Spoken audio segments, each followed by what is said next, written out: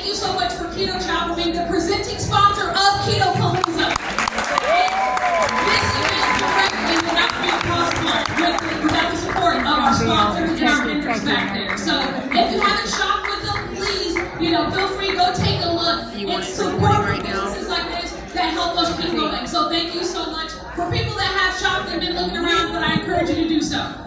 Chris Barrett is a computer engineer that created Keto Chow in 2016. He likes to focus on the stuff that matters most and use systems to handle the rest and take a practical and pragmatic approach to problems, especially when it comes to optimum human nutrition. And he was very sufficient and optimum in this bio, because that's all it says. Thank you. Welcome, Chris Barrett. Thanks.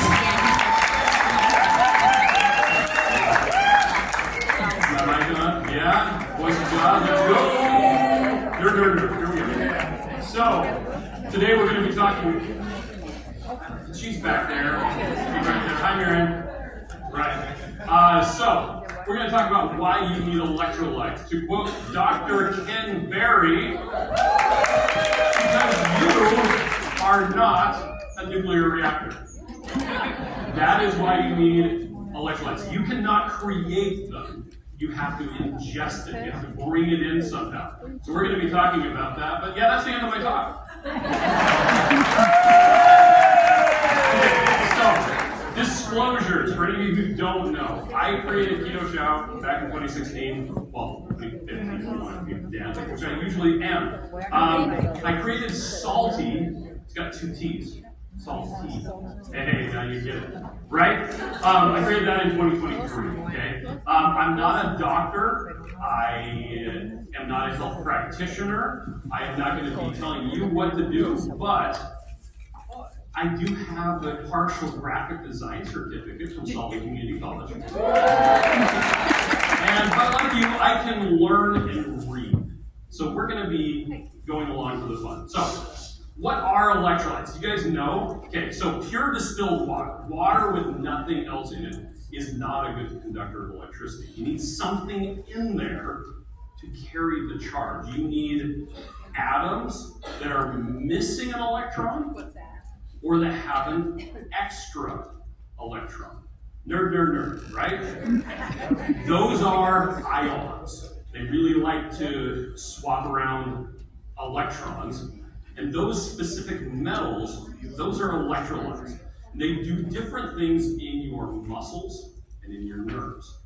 Different ones do different stuff. And now some electrolytes are kind of easy to get. Sodium, super easy. Who here has salt in their pocket right now? Let's see, what do I got?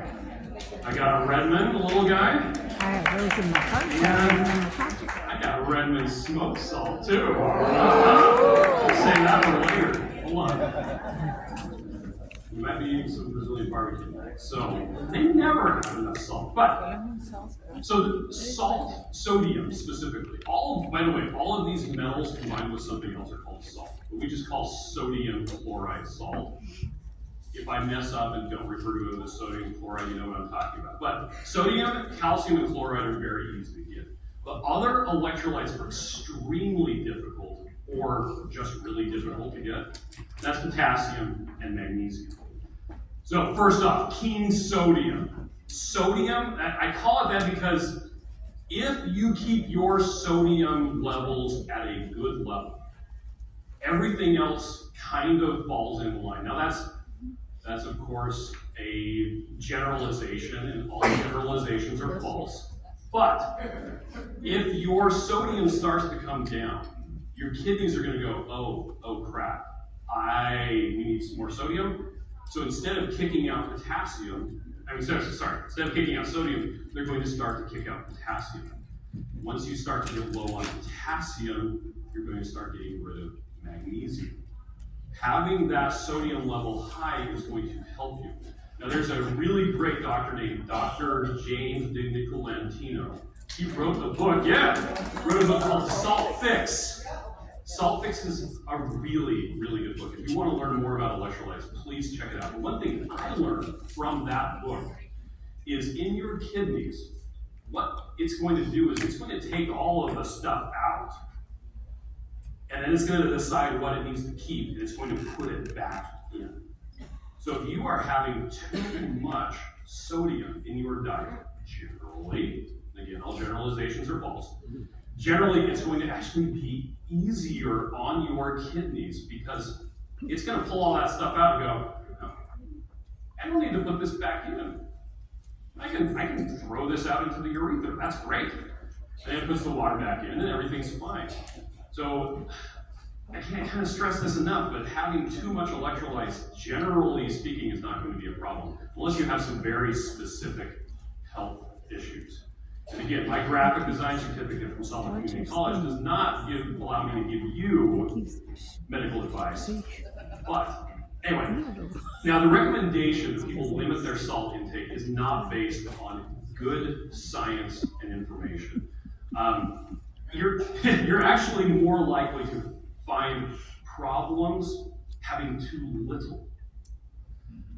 This is a great quote. I actually stole this from Dr. Jason Fung, who was writing about salt. Here we go. Data from military archives going back to the War of 1812 show that soldiers and presumably the rest of the Western society ate between 16 and 20 grams of salt a day. Do you have any idea how much that is? This little guy right here, 3 of these a day. Right? I mean, that's like next level salt. So 16 to 20 grams of salt per day. During the War of 1812, the soldiers maintained a daily consumption of 18,000 milligrams of salt a day. Despite high cost, American prisoners of war complained bitterly that their 9 grams of salt per day was scanty and meager. 9 grams. Can you imagine?